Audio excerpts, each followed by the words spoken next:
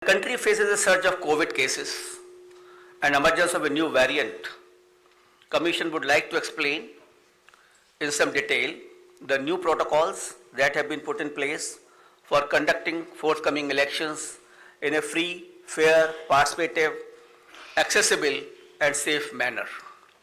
But before that, we would like to tell you something about the various preparations which we have done.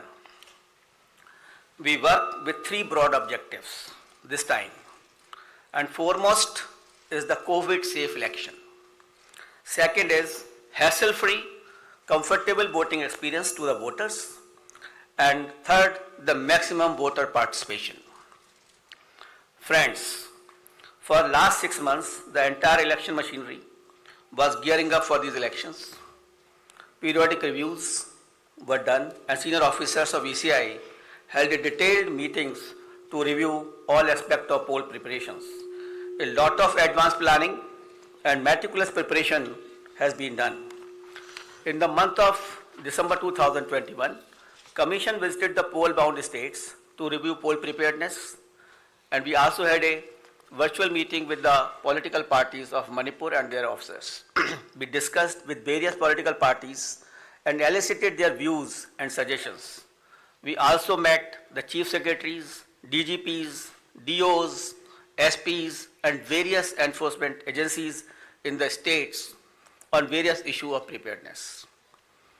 As the COVID cases showed a resurgence, especially in view of the new variant of concern, that is Omicron, Commission held meetings with Health Secretary, Government of India, and health experts as well, health secretaries of the states. We also had discussions with the Union Home Secretary on this issue.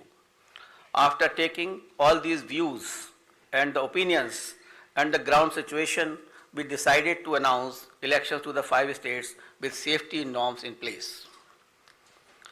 At the heart of election process lies the sanctity and absolute veracity of the electoral roll. Subsequent to the recently conducted special summary revision exercise, the final electoral roll has been published on 5th January 2022 with 1st January 2022 as the qualifying date and is available to all political parties. Commission laid emphasis on registration of new age voters, women, and persons with disabilities. A total number of 18.34 crore electors, including service voters, will take part in this election, out of which 8.55 crore are women electors. That no roadshow, padyatra, cycle, bike vehicle rally and procession shall be allowed till 15th January 2022.